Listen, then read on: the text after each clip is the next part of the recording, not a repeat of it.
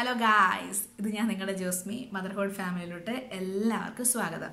ഇന്നത്തെ ഒരു chit chat എന്ന് പറയാൻ പറ്റില്ല, എന്നാൽ എനിക്കുള്ളൊരു കുറച്ച് കാര്യങ്ങൾ നിങ്ങളുമായിട്ടൊന്ന് ഷെയർ ചെയ്യാൻ വേണ്ടിയിട്ടാണ് ഇന്നത്തെ എൻ്റെ വീഡിയോ കേട്ടോ. അപ്പോൾ നിങ്ങൾക്കിത് അക്സെപ്റ്റ് ചെയ്യണമെങ്കിൽ ചെയ്യാം, ഇല്ലെങ്കിൽ വിട്ടേക്ക് കേട്ടോ. ഞാൻ എന്താ പറയാമെന്ന് വെച്ചാൽ, നിങ്ങൾക്ക് എല്ലാവരുടെയും ഉള്ളിലൊരു സംശയം ഉണ്ടാവും. അത് ചിലരാണെങ്കിലും ഞാനടക്കം ചിന്തിച്ച ഒരു കാര്യമാണ്, നമുക്ക് ഈ പ്രസവ ശുശ്രൂഷേൻ്റെ ആവശ്യമുണ്ടോ, പ്രസവ രക്ഷേൻ്റെ ആവശ്യമുണ്ടോ, ലേഹ്യങ്ങളുടെ ആവശ്യമുണ്ടോ, അതൊക്കെ വെറും വേസ്റ്റ് അല്ലേ എന്നൊക്കെ. കാരണം നമ്മളൊക്കെ വല്ലതും ഇത് നമ്മൾ മാത്രമല്ലേ ചെയ്യുന്നുള്ളൂ, ഇത് നമ്മുടെ മറ്റു രാജ്യങ്ങളിലുള്ള ആൾക്കാരും ചെയ്യുന്നില്ലല്ലോ, എന്നിട്ട് അവരൊന്നും ഒരു കുഴപ്പമില്ലാണ്ട് എണീറ്റ് നടക്കുന്നില്ലേ എന്നൊക്കെ നിങ്ങൾ ചിന്തിക്കാം അല്ലേ. ഞാനടക്കം ചിന്തിച്ചിട്ടുണ്ട്. കാരണം നമ്മുടെ ഈ ലേഹ്യം കഴിക്കുന്ന സമയത്ത് നമുക്കൊരു വല്ലാണ്ട് ഗ്യാസ് കയറുന്നൊരു പ്രശ്നമുണ്ട്. ആ ഗ്യാസ് കയറുന്ന സമയത്ത് നമുക്ക് മാത്രമല്ല നമ്മളുടെ കുഞ്ഞിനും വരും. അപ്പം അത് നമുക്കൊരു ഭയങ്കര ബുദ്ധിമുട്ടാണ്. അത് കുഞ്ഞു വല്ലാണ്ട് കരയുന്നു, നമുക്കും ഗ്യാസ് കയറുന്നു. അപ്പം നമ്മൾ ആ സമയത്ത് ഓർക്കും, ഇതിൻ്റെയൊക്കെ ഒരു ആവശ്യം എന്താ. ഞാൻ എൻ്റെ അമ്മയോട് പണ്ട് ഇതിൻ്റെയൊക്കെ ഒരു ആവശ്യം എന്താ, എല്ലാവരും ഇതൊക്കെ കഴിച്ചിട്ടാണ് ഇങ്ങ് വരുന്നത്. അപ്പോൾ എൻ്റെ വീട്ടിൽ നിന്ന് വഴക്ക് പറയും, ഇത് കഴിച്ചേ പറ്റൂ, നമ്മുടെ ശരീരത്തിന് നല്ലതാണ് എന്നൊക്കെ പറഞ്ഞുകൊണ്ട് കഴിച്ചേ പറ്റൂ എന്ന് പറഞ്ഞു. അപ്പോൾ ഇതിൻ്റെ ഒരു ഗുണമൊന്നും എനിക്കറിയത്തില്ലായിരുന്നു. അപ്പോൾ ഇതിനെക്കുറിച്ച് പലരും പല ആർട്ടിക്കിൾസ് ഇടാറുണ്ട്, പല വീഡിയോസ് ഇടാറുണ്ട്. അതായത് ഇതൊന്നും കഴിക്കേണ്ട ആവശ്യമില്ല, ഇതൊന്നും കഴിക്കാണ്ട് ഞങ്ങൾ എണീറ്റ് നടക്കാറുണ്ട്, ഞങ്ങൾക്കൊന്നും ഒരു കുഴപ്പമില്ല, ഞങ്ങൾ 2-3 പിള്ളേർ ഇതൊന്നും ഇല്ലാണ്ടാണ് പ്രസവിച്ച് ഞങ്ങൾ കയറി പോകുന്നത്, ഞങ്ങൾക്കൊന്നും ഒരു കുഴപ്പമില്ല എന്നൊക്കെ പലരും പറയാറുണ്ട്. ഓരോരുത്തരുടെ ചിന്താഗതി വേറെ വേറെയാണല്ലോ. ഇപ്പം എൻ്റെ ഒരു മൈൻഡ് എന്ന് പറയുന്നത് അതൊന്നും ചെയ്യണ്ട എന്ന് ചിന്തിച്ചുകൊണ്ടിരുന്ന ഒരാളാണ് ഞാൻ. പക്ഷേ എൻ്റെ ഒരു ആറ്റിറ്റ്യൂഡ് എൻ്റെ ആ ഒരു ചിന്ത മാറിയത് എൻ്റെ ഡെലിവറിക്ക് ശേഷമാണ്, എൻ്റെ പ്രസവ രക്ഷയ്ക്ക് ശേഷമാണ്. ഞാൻ നിങ്ങളോട്, കാരണം വെച്ചാൽ ഞാൻ 2-3 അനുഭവങ്ങൾ പറയാം. ഞാൻ നിങ്ങളോട് പറഞ്ഞിട്ടുണ്ട്, നിങ്ങൾക്കിപ്പോൾ കേട്ടിട്ടുണ്ടോ നിങ്ങൾ? കാരണം വെച്ചാൽ ഒന്നാമത്തെ കാര്യം ഞാൻ നിങ്ങളോട് പറഞ്ഞിട്ടുണ്ട്, ഞാൻ എൻ്റെ ഒരു ഓർമ്മ തൊട്ട് നല്ല കേട്ടോ, ഒരു 10ാം ക്ലാസ് തൊട്ട് എൻ്റെ ഫേസിൽ എന്നെ അറിയാവുന്നവർക്കറിയാം, അത്രയ്ക്ക് പിമ്പിൾസ് എന്ന് പറഞ്ഞു കഴിഞ്ഞാൽ അത്രയ്ക്ക് പിമ്പിൾസ്. എൻ്റെ പ്രഗ്നൻസി ടൈമിൽ കൂടുതലും പിമ്പിൾസിൻ്റെ മേളമായിരുന്നു എൻ്റെ ഫേസിൽ. പിമ്പിൾസിൻ്റെ മേളം, എൻ്റെ കഴുത്ത് വല്ലാണ്ട് കറുത്തു, അങ്ങനെ കുറച്ച് പ്രശ്നങ്ങൾ എൻ്റെ ഫേസിൽ ഉണ്ടായിരുന്ന ഒരാളാണ് ഞാൻ. ഇതെനിക്ക് മാറിയത് എൻ്റെ പ്രസവ കുളിക്ക് ശേഷമാണ്. പ്രസവ കുളിയുടെ സമയത്ത് എന്നെ ചെയ്ത ആ ഒരു ടിപ്പ് ഞാൻ പറഞ്ഞല്ലോ, മഞ്ഞൾക്കുഴമ്പ്, അതിന് ശേഷമാണ് എൻ്റെ ഫേസിൽ നിന്ന് അത് കംപ്ലീറ്റ് പോയത്. ഇപ്പം ദൈവം സഹായിച്ച് 2 വർഷമായിട്ട് എനിക്ക് ഇതുവരെ അത് തിരിച്ചു വന്നിട്ടില്ല. ഇനി നാളത്തെ കാര്യം എനിക്കറിയില്ല, കാരണം അടുത്ത സെക്കൻഡിൻ്റെ കാര്യം പ്രഡിക്റ്റ് ചെയ്യാൻ നമുക്കാവില്ല. നാളത്തെ കാര്യം എനിക്കറിയത്തില്ല. ഇതുവരെ ഈ ഒരു നിമിഷം വരെ എനിക്ക് വന്നിട്ടില്ല. അതെൻ്റെ പ്രസവക്കുളീൻ്റെ ആ ഒരു ഗുണം കൊണ്ട് എനിക്ക് കിട്ടിയതാണ്. പിന്നെ അടുത്ത കാര്യം, നമ്മുടെ ലേഹ്യങ്ങൾ എന്ന് പറഞ്ഞാൽ പലതുണ്ട്. അജമാംസ ലേഹ്യമുണ്ട്, നമ്മുടെ എന്താ പറയുക, തെങ്ങും പൂക്കൽ ലേഹ്യമുണ്ട്, പിന്നെ അങ്ങനെ കുറേ പറഞ്ഞുകൊണ്ട് കുറേ ലേഹ്യമുണ്ട്. നമ്മുടെ മുറിവ് ഉണങ്ങാൻ, ബ്രസ്റ്റ് മിൽക്ക് കിട്ടാനൊക്കെയുള്ള ലേഹ്യങ്ങളൊക്കെ ഉണ്ട്. ആ ലേഹ്യങ്ങൾ എന്നൊക്കെ പറഞ്ഞു കഴിഞ്ഞാൽ നമ്മൾ അത് കഴിച്ചാൽ നമുക്ക് ആ ഒരു സമയത്ത് നമുക്ക് അതിൻ്റെ ടേസ്റ്റ് നമുക്ക് പിടിക്കൂല, അല്ലെങ്കിൽ നമുക്ക് കുറച്ച് ബുദ്ധിമുട്ടൊക്കെ തോന്നാം. പക്ഷേ നമ്മുടെ ബോഡി കുറച്ചും കൂടെ അത് ഉറപ്പിച്ച് നിർത്തുവാണ്. കാരണം ഒരു ഡെലിവറി കഴിയുമ്പോഴത്തേക്കും ശരിക്കും ഒരു സ്ത്രീനെ സംബന്ധിച്ച് അവരുടെ ബോഡി വല്ലാണ്ട് ഡാമേജ് ആവുന്നുണ്ട്. Back pain, shoulder pain, headache, അങ്ങനെ പെയിൻ, ആ പെയിൻ, ഈ പെയിൻ എന്നൊക്കെ പറഞ്ഞുകൊണ്ട് കുറേ പെയിൻ വരുന്നുണ്ട്. അപ്പം ഇതൊക്കെ മാറിക്കിട്ടും. ഇതൊക്കെ നമ്മൾ ശരിക്കും പറഞ്ഞാൽ ഒന്ന് മര്യാദയ്ക്ക് എണീറ്റ് നടക്കുന്നത് ഈ ലേഹ്യങ്ങളൊക്കെ കഴിച്ചത് കൊണ്ടാണ്. അതിൻ്റെ ഒരു ഗുണം നമുക്ക് കിട്ടുന്നുണ്ട്. അതുകൊണ്ടാണ് നമ്മൾ ശരിക്കും ഒരു വലിയ കുഴപ്പമില്ലാണ്ട് എണീറ്റ് നടക്കുന്നത്. ഇല്ലെങ്കിൽ ഇപ്പം നമ്മളിത് ചെയ്തില്ലെങ്കിൽ, എൻ്റെ ഒരു അഭിപ്രായമാട്ടോ ഞാൻ പറയുന്നത്. ഇത് എൻ്റെ ഒരു ചാനലാണല്ലോ, അപ്പോൾ എനിക്ക് എൻ്റെ ഒരു അഭിപ്രായം രേഖപ്പെടുത്താമല്ലോ. അപ്പോൾ എൻ്റെ മക്കൾക്ക് ഇത് ഇഷ്ടമുണ്ടെങ്കിൽ സ്വീകരിച്ചാൽ മതി, ചേച്ചിയോട് ദേഷ്യവും തോന്നണ്ട. അപ്പം അതായത് നമുക്ക് ഇത് ഫ്യൂച്ചറിൽ നമ്മളൊരു കിടപ്പ് രോഗിയാകാതിരിക്കാൻ. ഇപ്പം നിങ്ങൾ കണ്ടിട്ടുണ്ടാവും, നമ്മുടെ പാരൻസ് ഒരു 60-70 വയസ്സായിട്ടുള്ള നമ്മുടെ പാരൻസ്, അല്ലെങ്കിൽ 80 വയസ്സായിട്ട് നമ്മുടെ പാരൻസ് നല്ല മണി പോലെ നടക്കുന്നത് നിങ്ങൾ കണ്ടിട്ടില്ലേ, ഓരോ പണികളൊക്കെ ചെയ്തിട്ട്. എന്നാൽ ഈ പറയുന്ന നമ്മൾ ഒരു 50 വയസ്സാകുമ്പോഴത്തേക്കും നേരെ നടക്കുമെന്ന് നിങ്ങൾ കരുതുന്നുണ്ടോ? എനിക്ക് തോന്നുന്നില്ല. നമ്മുടെയൊക്കെ ശരീരസ്ഥിതി അതായിരിക്കും. കാരണം വെച്ചാൽ അവരെ സംബന്ധിച്ച് എൻ്റെ അമ്മ അല്ലെങ്കിൽ എൻ്റെ അമ്മച്ചി അവരൊക്കെ പറയുന്നത് കേട്ടിട്ടുണ്ട്, അവരുടെയൊക്കെ പ്രസവരക്ഷയും ശുശ്രൂഷകളൊക്കെ അത്രയ്ക്ക് നല്ലതായിരുന്നു. അതുകൊണ്ടാണ് അവരിപ്പോഴും ഇങ്ങനെ ചാടിത്തുള്ളി പയർമണി പോലെ അവർ നടക്കുന്നത്. അവരങ്ങനെ ചെയ്തുകൊണ്ട്. അപ്പോൾ അവർ പറയും, ഇത് കഴിക്കണം, ഇത് കഴിച്ചെങ്കിൽ നിങ്ങൾക്കത് നിങ്ങൾക്ക് ചിലരിങ്ങനെ വല്ലാണ്ട് മെലിഞ്ഞിരിക്കും. എന്നാൽ ഈ പ്രസവരക്ഷയോട് കൂടി നമ്മൾ തടിക്കാനുള്ള മരുന്ന് കഴിച്ച് കഴിയുമ്പോൾ അവരുടെ ശരീരമൊക്കെ ചിലരെ ഞാൻ കണ്ടിട്ടുണ്ട്, ഈ പ്രസവരക്ഷയൊക്കെ കഴിഞ്ഞ് കഴിയുമ്പോഴത്തേക്കും നല്ല ഒന്നും കൂടെ നല്ല ഭംഗിയായിട്ട് ആൾക്കാർ വരുന്നത് ഞാൻ കണ്ടിട്ടുണ്ട്. അങ്ങനെയുള്ള ആൾക്കാരും ഉണ്ട്. അപ്പം ഓക്കെ, അപ്പം അങ്ങനെയുള്ള ആൾക്കാരെ ഞാനവരെ കണ്ടു നോക്കിയിട്ടുണ്ട്. എന്ത് ഭംഗിയായി ഇവരൊന്ന് പ്രസവം കഴിഞ്ഞപ്പോൾ. കാരണം അവരുടെ ആ ഒരു സമയത്ത് അവരുടെ ഒരു ശുശ്രൂഷയെല്ലാം കഴിഞ്ഞപ്പോഴത്തേക്കുമാണ് അവർ അത്രയ്ക്ക് നന്നായിട്ട് നടക്കുന്നത് അല്ലേ. പ്രത്യേകിച്ച് എനിക്ക് തോന്നുന്നു നേഴ്സുമാരെയൊക്കെ സംബന്ധിച്ച് അവർക്ക് നല്ല ശുശ്രൂഷ ആവശ്യമുണ്ട്. കാരണം പിന്നീട് അവരിങ്ങനെ എപ്പോഴും നിൽക്കേണ്ട ഒരു ജോലിയാണ്. അവരുടെ കാലിന് ബലം വേണം, ബാക്കൊക്കെ അവരുടെ നടുവൊക്കെ നന്നായി റെഡിയായിട്ടിരിക്കണം. അപ്പം അതിന് വേണ്ടിയിട്ട് നമ്മൾ ഈ ലേഹ്യങ്ങളൊക്കെ കഴിക്കുന്നത് നല്ലതാണ് എന്നുള്ളൊരു അഭിപ്രായമാണ് എനിക്കുള്ളത് കേട്ടോ. പിന്നെ അടുത്തത് നമ്മുടെ പ്രസവക്കുളി. പ്രസവക്കുളി എന്ന് പറഞ്ഞാൽ നമ്മുടെ ഒത്തിരി ഇലകളെല്ലാം ഇട്ട് ആ ഒരു ഇലകളൊക്കെ ഇട്ട് നമ്മുടെ കുഞ്ഞുമക്കൾക്ക് നമ്മൾ പനിക്കൂർക്കേൻ്റെ ഇല ഇട്ടിട്ട് കുളിപ്പിക്കുന്ന എന്തിനാ? അവർക്കൊരു ആൻറ്റി ബാക്ടീരിയ എന്ന് പറഞ്ഞ പോലെ അവർക്ക് ആ ഒരു ബാക്ടീരിയയിൽ നിന്ന് അവർക്ക് പ്രൊട്ടക്ഷൻ കിട്ടുന്നതിന് വേണ്ടിയാണ് നമ്മൾ പനിക്കൂർക്കൊക്കെ ഇട്ട് നമ്മൾ കുഞ്ഞുങ്ങളെ എപ്പോഴും കുളിപ്പിക്കുന്നത് അല്ലേ. അതുപോലെയാണ് നമ്മൾ ഈ ഒരു സമയത്ത് നമ്മൾ ഈ പറയുന്ന ഉള്ള ഇലകൾ, പച്ച ഇലകളെല്ലാം കൂടി ഇട്ട് നമ്മൾ കുളിക്കുന്നത്. നമ്മുടെ വീട്ടുകാർക്ക് എന്താ വട്ടുണ്ടോ? അവർക്കെന്താ ഒരു പണിയില്ലാതിരിക്കുവാണ്? ഇതൊക്കെ ചെയ്യുന്നത് ശരിക്കും ഭയങ്കര കഷ്ടപ്പാട് തന്നെയാണ് നമ്മളെ ചെയ്തത്. നമ്മുടെ ഒരു ആരോഗ്യം നന്നായിട്ടിരിക്കാൻ വേണ്ടിയിട്ടാണ് അവർ ഈ ഇലകളെല്ലാം ഇട്ട് നമ്മളെ കുളിപ്പിച്ച് പ്രസവ ശുശ്രൂഷയ്ക്ക് വേണ്ടി തന്നെ സ്പെഷ്യലായിട്ട് ആളെ വിളിച്ച് നമുക്കതൊക്കെ ചെയ്തു തരുന്നത്. അപ്പം ഞാൻ പറഞ്ഞല്ലോ, എൻ്റെ ഒരു അടുത്ത അനുഭവം എന്ന് വെച്ചാൽ എനിക്ക് നല്ല ഷോൾഡർ പെയിൻ ഒരു 4 ഇയേഴ്സായി ഞാൻ നടന്നുകൊണ്ടിരുന്ന എൻ്റെ ഒരു ഷോൾഡർ പെയിൻ എൻ്റെ പ്രസവ കുളിയിൽ എനിക്ക് ചെയ്തത് കൊണ്ടാണ് എൻ്റെ ആ ഷോൾഡർ പെയിൻ എനിക്ക് പോയത്. ഞാൻ ബൈ പ്രൊഫഷൻ ഒരു അക്കൗണ്ടൻ്റ് അല്ലെങ്കിൽ ഒരു HR ആണ്. എനിക്ക് എൻ്റെ ഓഫീസിൽ പോയി ഒരു കണ്ടിന്യൂസ് ആയിട്ട് കുറച്ച് സമയം ഞാനിപ്പം കമ്പ്യൂട്ടറിൽ മൗസ് യൂസ് ചെയ്യുമ്പം എനിക്ക് എൻ്റെ ഷോൾഡറിൽ കയറി പിടിക്കുമായിരുന്നു. എനിക്കത് ഭയങ്കര പ്രശ്നമായിരുന്നു. ആ പ്രശ്നം എനിക്ക് മാറിയത് എൻ്റെ പ്രസവ കുളിക്ക് ശേഷമാണ്. സോ ഇതുപോലെ തന്നെ പ്രസവ രക്ഷയ്ക്ക് ശേഷം അല്ലെങ്കിൽ പ്രസവത്തിൻ്റെ ഓരോ രക്ഷയ്ക്ക് ശേഷം നന്നായിട്ട് നടക്കുന്ന അതുവരെയുള്ള പ്രശ്നങ്ങൾ മാറിയിട്ടുള്ള ഒത്തിരി ആൾക്കാരുണ്ട്. അപ്പോൾ നിങ്ങളിൽ കുറേ പേര് ചെയ്യാത്തവരുണ്ട്. അപ്പോൾ നിങ്ങൾ പറയുന്നുണ്ടാവും, ഞങ്ങൾക്കൊന്നും ഇതൊന്നും ചെയ്തിട്ടൊന്നുമില്ല, ഞങ്ങൾ ഇതാ നല്ല നിങ്ങൾ നടക്കുന്നുണ്ടാവാം. പക്ഷേ ഇന്നോ നാളെയോ കൊണ്ട് നിങ്ങളുടെ ആയുസ് തീരുന്നില്ലല്ലോ. ഇനിയൊരു 10, 20, 30 വർഷമൊക്കെ കഴിയട്ടെ. ഞാൻ ആരെയും ശപിക്കുമെന്നല്ല കേട്ടോ എൻ്റെ അമ്മേ, അങ്ങനെയൊന്നും കരുതിയേക്കല്ലേ.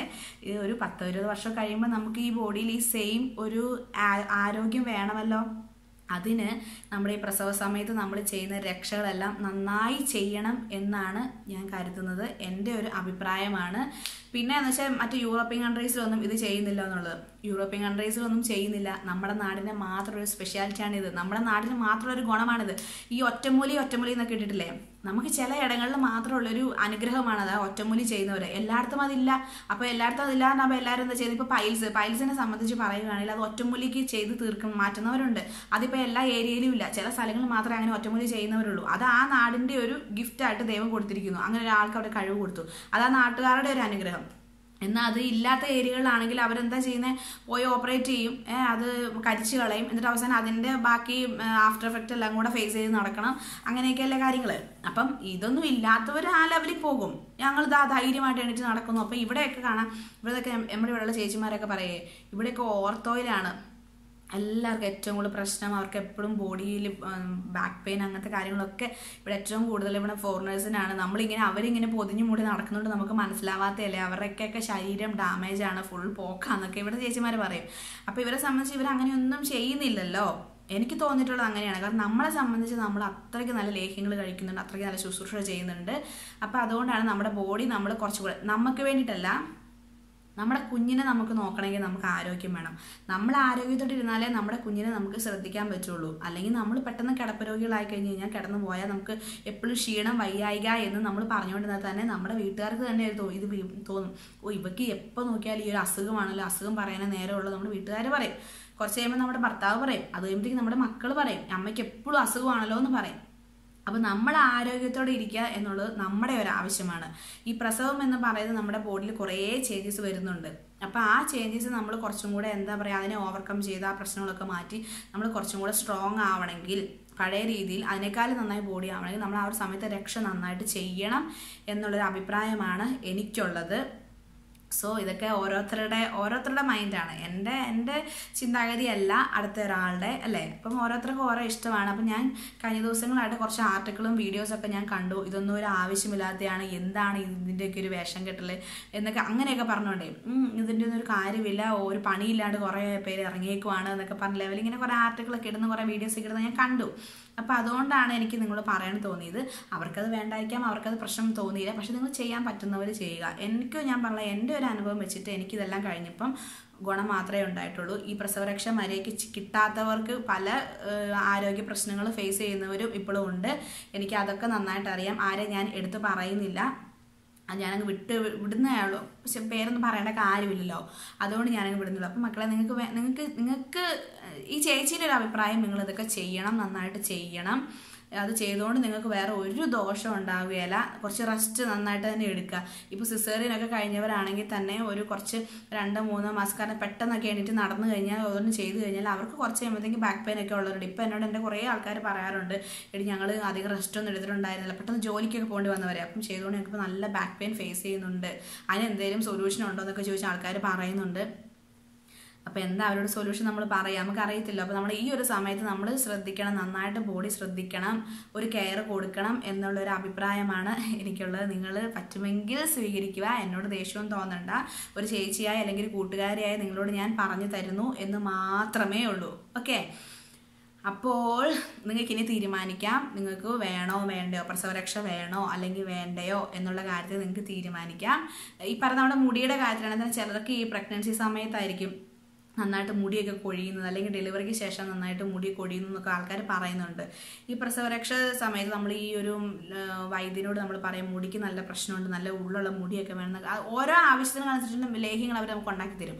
അതൊക്കെ നമ്മൾ നന്നായിട്ട് ചെയ്യും. ഇപ്പോൾ ഇഞ്ചിയൊക്കെ വെച്ചിട്ട് നമ്മൾ നന്നായി മുടിയൊക്കെ കെയർ ചെയ്യുകയാണെങ്കിൽ നമ്മുടെ മുടി, എന്നെ സംബന്ധിച്ച് എനിക്ക് എൻ്റെ ഡെലിവറിക്ക് ശേഷം മുടി നന്നായിട്ട് വളരുകയാണ് ചെയ്തത്. നല്ല നീണ്ടു നല്ല കട്ടിയായിട്ട് വളരുകയാണ് ചെയ്തത്.